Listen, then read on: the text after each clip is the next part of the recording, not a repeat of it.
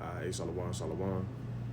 First and foremost, as always, before I begin, I want to start it off by giving all the glory and infinite praises to Yahweh, Bahashim, Yahweh Shai, Bahashim, Akaha Kadash. Double honors to the elders and the apostles, Red Millstone. Peace and blessings be to all the Akim now pushing this word in truth and sincerity. Shalom, and Yahweh Shema Shai Brakathon. Alright, so just real quick, I ain't really got no precepts lined up or nothing like that. But I basically just wanted to do a quick thinking out loud on this documentary type of movie called American Blackout, right? Which I'm pretty sure most of you brothers have heard about it. You know what I'm saying? Because it's been passed throughout the brotherhood, right? Which is a good type of movie to watch because it puts you in that spirit of Jacob's trouble, right? Because they already talking about how there's gonna be blackouts that's supposed to hit the states, sometime in the summer. Right, and they can blame that on, Russia. Russia did a cyber attack, this, that, and the third. Who knows? Right, but we do know, that it's gonna happen, right? Because the elder Mawatazaki did a lesson on this whistleblower that goes by the name of Robert Goldberg. I'm pretty sure y'all done heard me mention him throughout my lessons, from time to time. But basically, they end up taking him out, because he came out and talked about Project Zypher, and what Project Zypher is about is, it's basically, causing blackouts, and then, with that, they gonna start rolling in on people. And he also mentioned that within that, it's gonna basically become like the purge out here in the States. And that's basically what they show you in this movie, man. Right? Because, the first day or two, whenever, the blackout had happened, people was calm. There was cool people was outside barbecuing and shit, doing whatever. Didn't think nothing of it. And that's how it's going to be here, because the people really think that the government is on their side when their whole plan is to wipe out 92% of the population, all right? And a lot of it's going to start here in the States, man, all right? But, in that movie, they show you everybody was cool, whatever, thinking that the power was going to get cut on because I remember, a particular scene in that movie. It was this Edomite woman, she woke up and they was basically like, documenting it. That's what they show you in this movie. And she was like, I have a good feeling that the power is gonna be on today. Now she tried to cut the lamp on and that shit wasn't on. All right, and that's how they gonna be here. All right, but the whole time, that shit's not gonna get cut back on. Or if it does, it's not gonna be for a little minute. All right, because what's the whole point of them just causing a blackout for just a week when that's not gonna get the job done for them, man? Right? Because the whole reason on why Esau wants to cause a blackout is so they can have a purge like scenario out here, man. Right? These movies that they show you, like the purge and all that, that's not just for Hollywood, man. Right? That's what's actually gonna be happening, in these latter days, man. Right? These are literally the times that we're living in.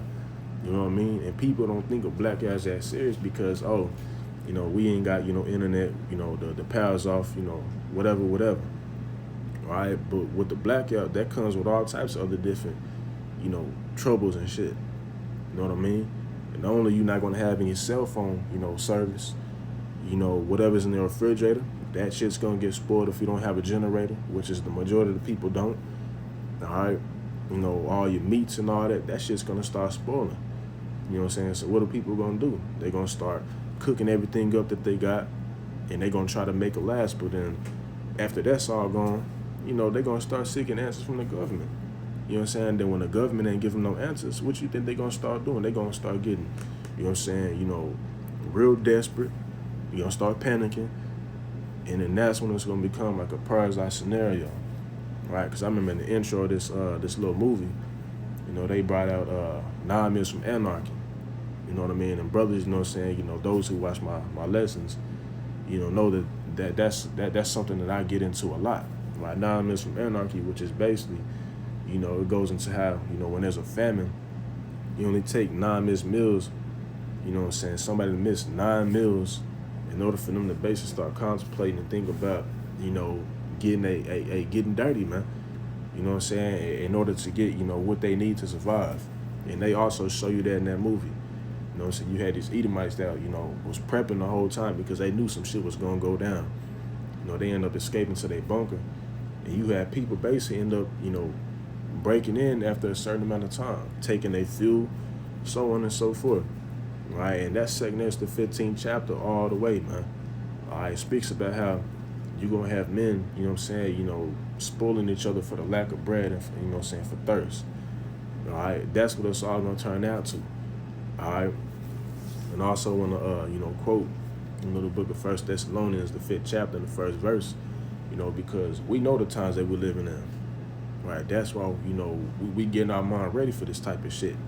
You know what I'm saying? Because it says, you know what I'm saying, ye had no need that I write unto you, because, we know the seasons and the times. We know what time that we're living in, and we know the season.